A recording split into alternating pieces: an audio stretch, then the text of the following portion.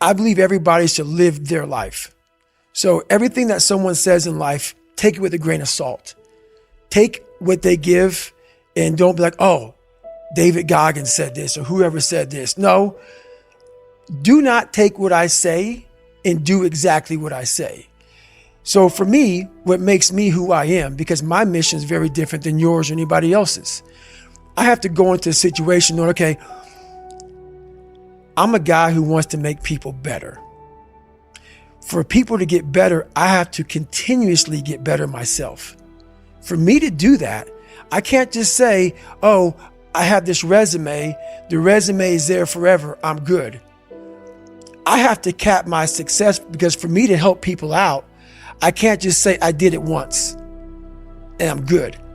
I have to continue to reinvent the wheel of the mind and figure out more and more ways for you to pull. Because if I have a cookie cutter message, it may hit 5 people out of 25. You just failed. My message needs to be in a way where I can hit all 25 people. It needs to be broad enough to where all 25 people may not like the message, but they're getting something from it. And that is evolution. You must continue to evolve. And you don't evolve, for me, in my job, unless I cap myself somewhere and say, okay, you made this much money, get back to fucking work. It's time to get back to work.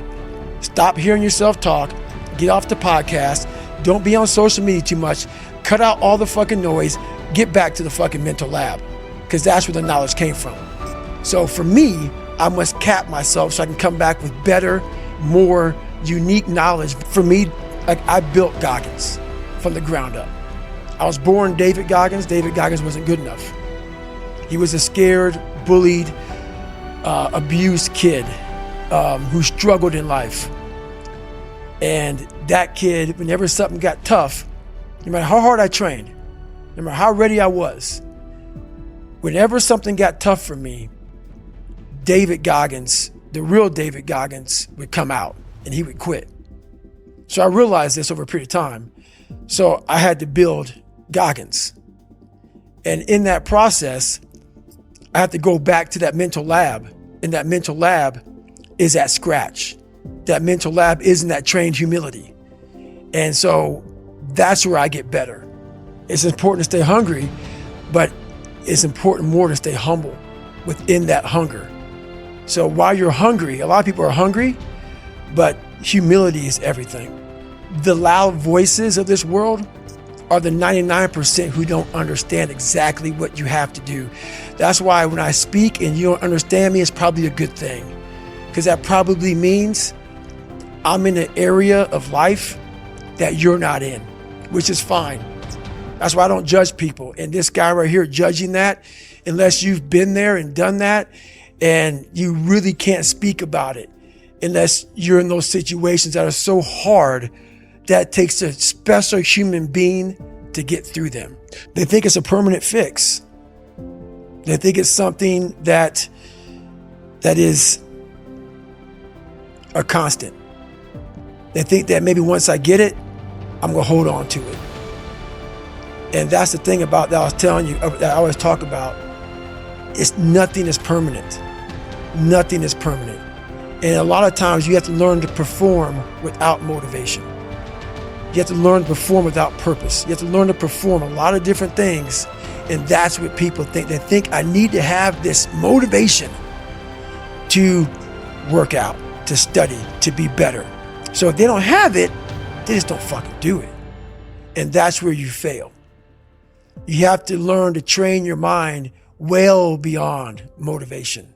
If you have motivation, that's great. That's some kindling to the fire. All it takes is a little bit of fucking spark, you can burn a whole forest up. But motivation, you have to learn to exist without it. You have to learn to be your best self when you're least motivated. And that's the tricky part about all that shit. Motivation is just a word. You have to have these different things in your mind on where you want to go and know that motivation is not going to get me there. Because I'm not going to always be motivated. A lot of people will, and some of these motivational people out here, it's the funniest thing in the world to me. They'll go and say, when you wake up in the morning, pound your chest. Fucking look at yourself in the mirror and do all this fucking bullshit. I hope it works. What works for me is that everyday resume, the things I know I've accomplished, the things I know I've done, real hard work, the real calluses on my mind, the real calluses on my hands. That's it. You don't need to pound your chest in the mirror anymore if you have that. Well, I believe that you have to build belief. Belief is like, there's an after school special belief where the mom says, believe in yourself, and that's all great, but there's also a built belief. And the built belief is one where you are constantly, like for me, I came from a bad place.